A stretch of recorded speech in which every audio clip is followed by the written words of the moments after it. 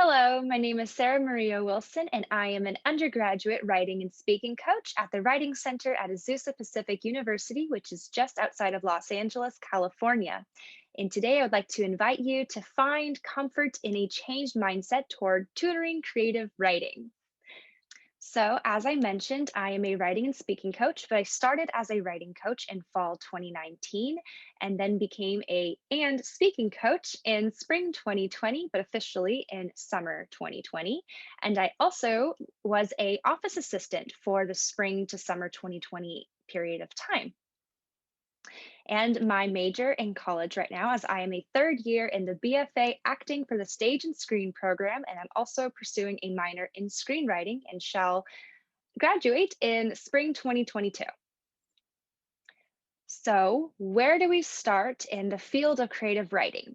Well, first, I think we should take a moment to review what you probably know as a writing coach in the field of essay writing. So, we have our 10 writing priorities that I will be reviewing here with you.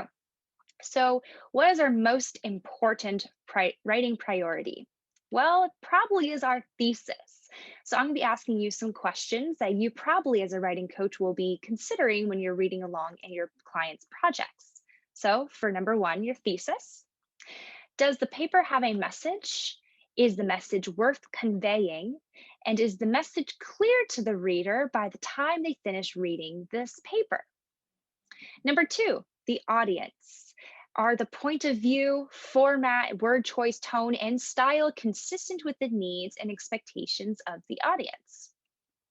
And number three, genre. Does the paper satisfy the conventions of its genre? Does it adhere to the unique qualities of a term paper, summary, review, research report, lab report, etc.? And support. Speaking of, does the paper make a clear distinction between assertion, evidence, and analysis? Is there sufficient evidence? Is the evidence persuasive? And is the evidence properly cited? All very important. So now, number five, organization. Is there an introduction, a body, a conclusion? Are paragraphs ordered logically? And do transitions signal relationships behind ideas? And also, does the paper avoid redundancy? Very important. And number six, syntax. Do the sentences maintain correct and grammatical structure, word order, and verb agreement? Are the paper's sentences structures varied? Seven, diction. Is the word choice appropriate for the audience, purpose, message, assignment, and rhetorical stance? And is the style clear, authentic, graceful, and compelling? And then standard usage, which just means, does the paper use the correct word or phrase at the correct time? Is the correct homophone used? Example, dear versus dear. And does the language achieve a level of formality appropriate to the paper's genre and audience? And lastly, number 9 and 10, spelling and punctuation. Has the paper been carefully and successfully proofread for proper spelling and punctuation? Is the paper free from errors and typos? And last but not least, presentation. Is the paper neatly typed and printed in easy to read black ink? Does it feature proper page numbering, margins, and font? And is it presented cleanly and attractively? Great, that's a lot to think about. But what about storytelling? What do you first even start with, right? So here's a little bit of storytelling 101. So I will be mentioning somebody you probably will know just by his name, Aristotle. Now, Aristotle was around in 300s BC, and he wrote a book called The Poetics. Now, what he's talking about here, of course, poetry and drama, theater, and everything to do with entertainment, but he talks about what is needed and what is valued by society, but what really are the essentials. And so we will be talking about the 6 elements of drama. Now, of course, we are talking about probably novels or short stories that will come into our writing centers, but every now and then you might have a play. Like me, an acting major and screenwriting minor, you might have me. But for six elements of drama, what is the most important element? The plot. So, what is the plot? The plot refers to the series of actions and events that would unfold in front of the audience, such as the opening scene, obstacles, complications, crises, climax, and denouement, etc. And what about the characters? These are basically the agents of action. These are the people, animals, plants, even fictional objects or physical, you mean like a chair that I'm sitting on, that unfold the plot one decision at a time, such as the protagonist, the antagonist, or the chorus, which is usually a 50-person choir or chorus behind the speaker in an ancient Greek drama. And then the theme, which refers to the subject matter and universal message as supported by the unfolding of the plot and the development of the characters. And then our diction or dialogue, diction as in the way something is said, and refers to how the unfolding of the plot, the development of the characters, and the revelation of the theme are all manifested with the written text of the script, such as word choices, rhetorical devices, etc. And then we have music or melody. And it does not necessarily mean music like instruments or singing, but refers to anything heard from the performance space, such as instrumental music, songs, sound effects, the volume of the actors, and even pauses and silences. And last but not least, we have our spectacle, which refers to anything seen in the performance space, such as scenery, lighting, costumes, makeup, the blocking, which, for theater terms, it means I will be standing here when I say this line, and then I will turn on this line, and your movement on stage, and then the pacing of the actor's movements or the way they speak, which technically would be diction still. Well, great. That's a lot, but let's look at the plot, the most important element of drama or storytelling. So let's think of a three-act structure: the beginning, the middle, and the end. So as you can see, we have our Act 1, our Act 2, and Act 3. So we have our exposition, our beginning, our this is kind of hinting at what we're going to be looking at today. And then our inciting incident, that big burst action that sparks everything. Our first slap, so first really big event besides the inciting incident. Our midpoint, so where is the character at the middle of their journey? And then the second slap, so that almost to the climax, but not yet, and is usually known as no more hope. All hope is lost. And then we have our climax, which is the biggest event of all, the moment that the hero of our story shows how much they have changed. And then they either are successful or unsuccessful, and we have our denouement or resolution. Great. So now you have your 10 writing priorities in the back of your head. You have seen a couple visuals to help you with storytelling 101. But what about the similarities between essays and creative writing? Well, let's compare a couple of ideas back and forth and see if this would help. So let's start with our introduction or hook and our inciting incident. So how would these be related? Well, the purpose of an introduction is to indicate the subject of the paper and make the writer's point of view clear. And an effective one also grabs the reader's attention and communicates what they will know or understand after the essay has already been read. So now for our storytelling, the large narrative event that launches everything, launches the hero forward and they can never return, is our inciting incident. And usually there is some sort of significance for the protagonist or the main character that we as the audience follow along, and has a large enough impact to cause them to move. They cannot return from where they were once. And there should be some sort of indication of what is to come. So pretty similar to our introduction or hook. Now for a thesis, what is that? Well, it would be our moral or theme for the overall story. So, thesis. A thesis is a main idea or conclusion of a paper, the one thing the writer wants their audience to know when they have finished their reading. And the thesis is both the target and destination for everything that is in the paper, which every paragraph should work toward either explaining or defending the thesis in either a what or a why. So, what about the moral or theme? Well, a theme is a message, an abstract idea, a central idea, a universal truth in any art. It is usually the subject of the piece and often referred to by events, dialogue, actions, or symbols. Love conquers all, good versus evil, don't talk to strangers, anything. And a moral is a lesson that a piece of art consumer expects to derive from the story or experience that a character in the work goes through. It is the message that should be fully supported by the end of the work. So, that was actually a little trick there. The don't talk to strangers is rather a moral than a theme. It could be good versus evil that Little Red Riding Hood, overtook the big bad wolf, and that could be your theme.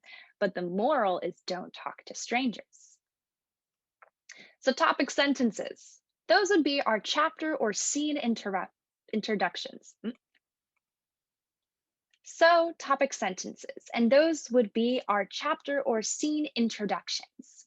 So, our topic sentences show the reader how each paragraph connects to the thesis. They introduce the reader to the content, the topic of the paragraph, and they demonstrate how each paragraph fits the overarching argument structure. And now for the chapter or scene introductions. At the beginning of a scene or chapter, the reader should have a sense of location and time of events. We would want to know, is this taking place in Antarctica or in the Amazon rainforest or an office building? Is it nighttime?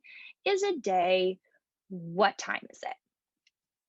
Additionally, the reader should have a general idea of what is strange, unusual, mystifying, or odd in comparison to what just happened in the scene before. Now, what about our main points? So these would be our major events in our plot. So an argument is an opinion supported with persuasively stated evidence, a clear and arguable position with necessary background information, and persuasive points for the argument with convincing support and acknowledgement of the counter argument, and an explanation of importance and relevance of who, what, when, where, and why. Now, as for our major events, in order to reach the climax and ultimately the resolution, the characters must pass through a variety of events, whether good, bad, or even very destructive. And these should both benefit and challenge the character to lead them to that final point, that final challenge. And these little challenges along the way are what we like to call slaps. Like you heard earlier, first slap, second slap, because the character is walking and they're being slapped a little bit backwards and now have to re-step going forward. So the first slap is the character's beginning to doubt. The second slap, there is a major, major problem. And the third slap, all hope is lost. There's probably no turning back. But the character goes through some internal emotional journey and they reach the climax and the main event of this entire story. Okay, so major events. What about evidence? Well, you would see these in our dialogue or action of the characters. So, evidence can include facts, examples, anecdotes, statistics, expert testimony, personal experience, and visuals. And writers must analyze, interpret, and or comment on all evidence they include. And we all know the biggest rule that evidence should be included to support the argument and not just be there to fill space. So, what about dialogue and actions? Well, a writer's evidence on a character's current tone, emotion, in place in their journey at that point of the story is actually found within the character's dialogue and actions. So for dialogue, it needs to be real, but not necessarily realistic in the sense of a lot of younger people in today's society can jokingly out loud say LOL or BRB, laugh out loud, or be right back. But not everyone in a book would say that because some people may think, oh, that's a little odd and that doesn't seem real. I thought I was reading something real. So it's almost realer than real, you know? But overall, there is a rule of it needs to have purpose if a character speaks. We can't just have dialogue of so, etc. We need to know why the character's speaking because that will show us their internal struggle or confidence at that moment. Now, what about actions? Well, same thing. We can see their point of the story, their journey at this time. So each action taken by a character is truthful evidence of their personality, emotional state, and confidence level in their journey toward their final goal. Analysis. How do you analyze dialogues and actions? Well, those are through reactions. So analysis should be the writer's own words, not other people's ideas, which that would be evidence then. And the writer should remember that there is an important difference between data and an argument. And the writer's argument is evident in the analysis rather than the evidence itself. So we can see the writer in the analysis. So then we should be able to see the character in their reactions. How are they reacting when someone has $1 million right in front of them, or they tell you, I love you for the first time? So there are 3 steps to a reaction of how a character can do anything. The first step, digestion. What just happened? Second, the dilemma. After knowing what just happened, what are the character's choices? Number 3, the decision. What will the character do? And then there's types of reactions after that. So we have no, no, and yes, yes, but. So I will say that maybe we wouldn't expect it, but yes is actually the worst type of reaction there can be. For example, hi, mom, can I have $20 to buy pizza? Yes.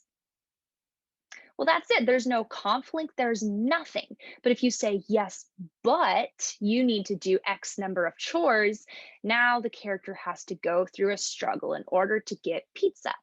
If you say no, and it's such a horrible struggle, and now you have more pain on top of it. But if you simply say no, well, now what do I do that I need $20 to get pizza? I'm going to shift my gears and look for another way to go. And that is what creates our story. Great. Conclusion, finally, or the callback to the moral or theme, like we would do with our theses. So conclusions reemphasize the importance of the main idea and give the paper an overall sense of completion. And typically, conclusions restate the thesis and perhaps the primary arguments, and they are opportunities to explicitly state why what the writer just wrote is important. But then for the callback to the moral or theme, they would be emphasized through the characters rather than the theme of the story is blank. You would see it through their dialogues, actions, and reactions. And the protagonist might not explicitly say, I have learned blank lesson, but their actions will prove that they have grown as a person. And this is the main point that the author is trying to tell their readers to remember that years down the line, they'll remember the theme rather than maybe just the title itself. Cool. So let's look back at our 3-act story structure. So instead of a inciting incident, you can think of an essay's introduction. You can think of your rising action as your evidence. The first slap, main point 1, midpoint, main point 2, Second slap, midpoint 3, which could be third slap at this point, depending on what happened with your midpoint. And then your climax being the callback to the main moral or theme, and your denouement or resolution as your call for action. So, this is a visual of what both essays and stories have in common. Great. So now let's take a moment and have a couple of story examples that you can use as practice. So if you want to take a piece of paper, you want to type on a document on your phone, anything, let's look at a few stories. So the first one is The Ugly Duckling, which is by Hans Christian Andersen. And I will be reading to you the story. And if you would like to take notes of where do you think the main plot points are, and then I'll read them back to you of where they are so we can compare. So now you have practice of finding them quickly. Here we go. A little duckling was very sad because he thought he was the ugliest amongst all his brothers and sisters. They would not play with him and teased the poor ugly duckling. One day he saw his reflection in the water and cried, "Nobody likes me. I am so ugly." He decided to leave home and went far away into the woods. Deep in the forest, he saw a cottage in which there lived an old woman, her hen, and her cat. The duckling stayed with them for some time, but he was unhappy there and soon left. When winter set in, the poor duckling almost froze to death. A peasant took him home to his wife and children. The poor duckling was terrified of the children and escaped. The ugly duckling spent the winter in a marshy pond. Finally, spring arrived. One day, the duckling saw a beautiful swan swimming in the pond and fell in love with her. But then he remembered how everyone made fun of him and he bent his head down in shame. When he saw his own reflection in the water, he was astonished. He was not an ugly duckling anymore, but a handsome young swan. Now he knew why he had looked so different from his brothers and sisters. They were ducklings, but I was a baby swan, he said to himself. And he married the beautiful swan and lived happily ever after. Great. So let's say a client came in and this was their story. This is the beginning, middle, and end. That is it. Great. So where would you think our hook or beginning is? And it would be a little duckling was very sad. Great. But what about your inciting incident? Well, he decided to leave home and go far away in the woods. But then what is the first slap? Well, he was unhappy at this cottage with an old woman, hen, and cat, and he left. The second slap was immediate. He almost froze to death. The third slap is when he found another place to be, but was terrified of the children and escaped. So now the climax comes a little bit later down the page, but it is when he sees he is not an ugly duckling, but a handsome young swan. And then we have another little sentence, and it ends with our resolution that he married the beautiful swan and they lived happily ever after.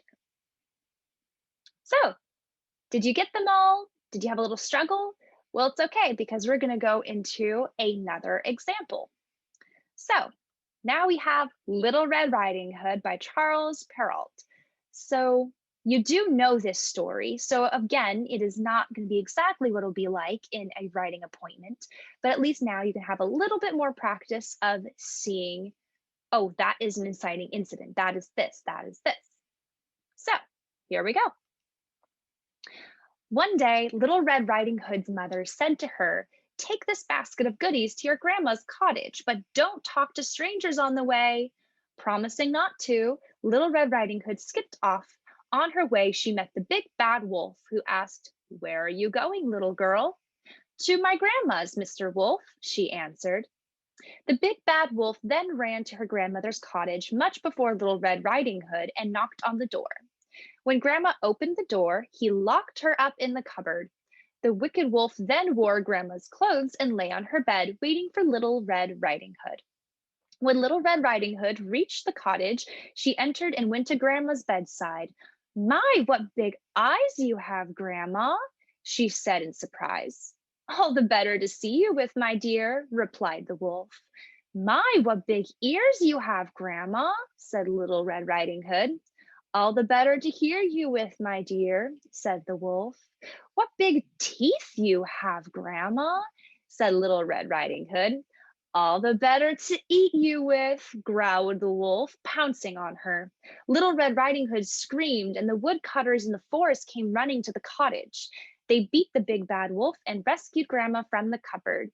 Grandma hugged Little Red Riding Hood with joy. The big bad wolf ran away, never to be seen again. Little Red Riding Hood had learnt her lesson and never spoke to strangers ever again. Awesome. Great. So, same thing. See if you can answer it before I show you. Where is the hook or beginning of our story? Probably when the mom says, strangers, don't talk to them, right? That's something that hooks our attention. What do you mean, don't talk to strangers? Now, what about our inciting incident? Well, Little Red Riding Hood met the big bad wolf. Great. Well, what's our first slap? Our first slap is not to Little Red Riding Hood, but that Grandma is locked up in the cupboard, which then eventually relates to Little Red Riding Hood's difficulties. What about the second slap? Is that she discovers Grandma, but it's not her. Now I'm going to pause for a second. Is there a third slap here, or is this story written a little differently? I don't know. I think we are a little distracted with the amount of dialogue that's here, and it's not written out like we normally see it in a novel, right? Where it's kind of separated by little tiny sentences. So this would be our climax. We skipped the third slap, and that's okay. Shorter stories sometimes happen like that. So growled the wolf, pouncing on her, and Little Red Riding Hood screamed so the woodcutters could come and rescue her. And so, our denouement, our resolution, our lesson that we have learned is that Little Red Riding Hood was saved and learned her lesson and never spoke to strangers again. So now you are going to try. On the next slide, there will be a mock writing center appointment, and myself will be playing the writing coach, and then there will be a client with their original story. So, will you be able to write down either on a piece of paper or a typing document? What questions would you ask this client when you read this original story that you don't recognize, like Ugly Duckling or Little Red Riding Hood? And then see what questions this writing coach asks and how the client responds. And can you ask them questions to make sure it is the client who is really answering and not the writing coach telling them what to do? Ready? Okay. Hi, Casey. I'm Sarah, your writing coach for today. How are you? I'm doing well. I'm just nervous about my assignment for my creative writing class this week. Well, that's okay. That's why we're meeting today. What's up? Tell me about your project. Um, can we read the whole story and then you mark up what seems off? I think my grammar is okay, but I'd just like to double check. Okay. But I would like to remind you that my job as a writing coach does not have me, take a red pen and mark up your paper or your story in this sense, but we can ask each other questions and collaborate on making you a better writer by kind of seeing what you've done and then work forward from that. So yeah, let's look at your story. Do you feel comfortable reading your work out loud so then you as the writer can hear your own words and how it sounds? Sure. Okay. Okay. Rosie's voice. Rosie is the type of person who eats the same breakfast every morning. She gets up, brushes her hair, puts it in a ponytail, eats 2 slices of buttered toast, brushes her teeth, and walks out the door to go to the bus stop. She doesn't say hi to anyone downstairs except for her tulips in the front yard. Once on the bus, Rosie gives the bus driver a high five and sits 3 rows behind him. Other students sit around the bus, but not next to Rosie. She doesn't seem to mind and pushed away the nasty, rude thoughts in her mind. Zoom, zoom, the thoughts rampaged all over each other in a series of elevated power. With just one action, she could remove all of the trees in sight. She didn't, though. Not today. Maybe not ever. But the knowledge that with every trampling thought she had, her desire for destruction grew. Hey, Rosie, why are you sitting all alone? You look really stupid, said Stuart in the row behind her. Rosie does not respond and looks out the window. Hey, I'm talking to you, he said again, and then yanked on Rosie's ponytail. Ow! Rosie pulled her head forward, free from Stuart's grasp. Rosie recovered, but noticed the student staring at an unconscious Stuart dangling across the top of Rosie's seat. Okay, let's stop here so we can talk about what we've seen so far. How do you feel about, I don't know, the first paragraph or two, your introduction? Um, I don't know about the last sentence here. I underlined it. Okay, what about it? Doesn't it sound weird? She can say hi to the flowers, which is what I want, but something else feels off. Okay, well, she walks downstairs and then you mention the front yard. Maybe you can remove the first part and say, she doesn't say hi to anyone except for her tulips in the front yard. So we just kind of ignore the house altogether. Actually, yeah, that sounds great. Thanks. Of course. Anything else in the introduction? No, not at the moment. Okay, awesome. So what are you thinking about the rest of the scene? I don't know. What do you think? Well, what about something you did like from this? Something about your own writing? Uh, I like using the sounds here of zoom, zoom, actually. Maybe I'll want to add in more of that. But I think the inciting incident is good. How so? Um, Maybe it's not very clear. What do you mean? I don't know, actually. It doesn't feel right. Okay. Well, can you tell me what the inciting incident is as if you were talking to me and I'm an 8-year-old? Yeah. Um, so when Rosie speaks to a specific person, they become like frozen for about 5 minutes. Okay, cool. That sounds awesome. Okay, so let's look here. So Rosie speaks, but she only says ow, and that it almost sounds like Rosie's just talking to anyone. So why does Stuart the only one who, becomes unconscious but no one else? So maybe you can make it sound like she's only talking to him. So I should make it like, ow, Stuart, and then that she's free from his grasp, right? That sounds great. Okay. Yeah. Okay. So, I have one last question. So, are you wanting to write that these events are happening currently or they're happening in the past? Did I switch tenses again? That's one of my problems my teacher points out a lot. That's okay. Again, that's kind of why we're here today. So, in a minute, I will have you bold all of your verbs here, and then we can make sure that they align up in the tense that you want. So, would you rather want past tense, present tense? What are you thinking? I feel So, now lastly, a review. So, what did we learn today?